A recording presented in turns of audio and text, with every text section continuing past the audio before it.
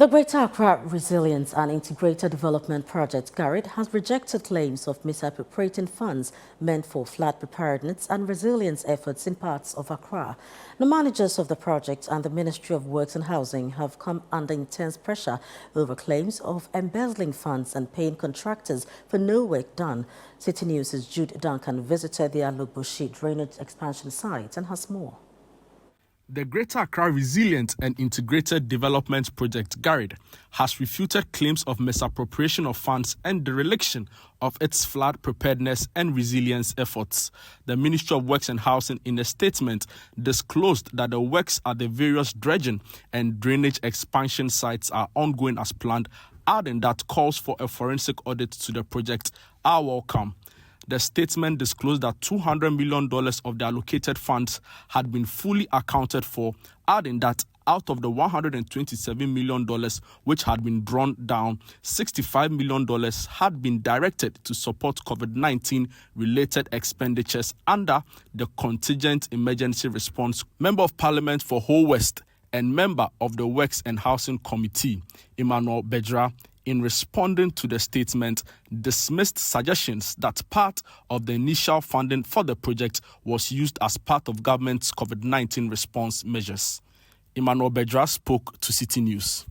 Well, I spoke this morning and I explained that the 65 million in the first place was taken from the GARID project. We requested for documentation from World Bank, giving them the go-ahead. No objection to allow them to use the 65 million from the GARID fund, which we all know was purposely meant for GARID project.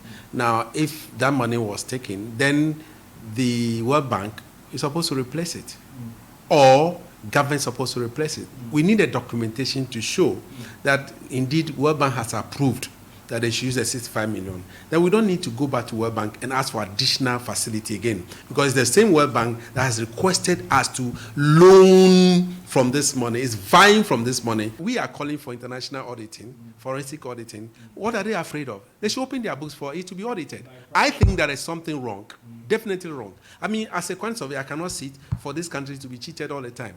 Analysts and development specialists have complained about the dwindling resilience of the country's capital against the floods. A visit by Citi News to the Alogboshie drainage expansion site showed workers busily engaged in and around the drains. Citi News also cited the installation of concrete slabs in the drains. Some residents of Alogboshie in the Okwaiko North municipality who spoke to Citi News also lamented the slow pace of work at the project site. It's been delayed, but I will not say it's their fault due to the rains. So the gutters, they choose to do tag the major roads. Even as I'm talking to you now, it has affected me. My pipe is not flowing now because that place has been blocked. So no pipe on my side.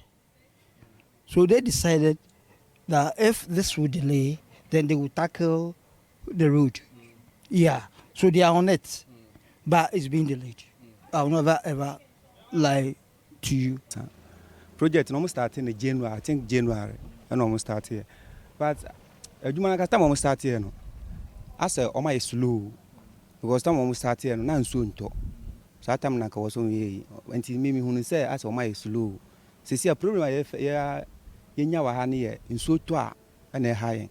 The GARID project, funded by the World Bank since its initiation in the aftermath of the 2015 June 3rd flooding and fire disaster in Ghana, has been a major player in improving the country's flood risks and solid waste management. Ralph Kujo, an on-site contractor on the GARID project at Alogboshie, was however confident that the floods within the communities in the Odo River Basin will be significantly improved after the completion of the drainage expansion. Okay, so with the state of the Alogboshie drainage expansion, we started work this year, January 2024. And as you can see, we have a number of storm drains we are working on. We have D1, D2, D3, up to D7. We've started work on D1, D2, and D3. So D1 is what we are standing by now. We have D2 within the residence, that is also ongoing. D3 is also still under construction. So out of the 7 drains that we have, we are working on 3 of them at the moment. The project does not consist of only the storm drains. We have some road networks with a pedestrian walkway by it that we are also working on. There are about 21 different roads, of which we've tackled. We are working on 5 of them. So as it stands now, 5 of the roads are under construction, and 3 out of the 6 storm drain are also under construction. So as you can see, the D1 moves straight into the Odo before the drainage curves at a point.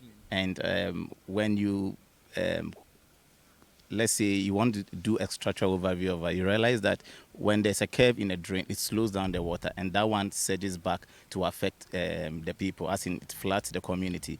But the design has been done in such a way that we are going straight into the Odo, and that would enhance the flow of the water. We've had a number of slowdowns, as in with the rains, but without the rains, we move very fast, because we started work just this January, and you can see the length that we've done so far. So for me, I don't think we are slowing down. But what we've done from January to May is a lot.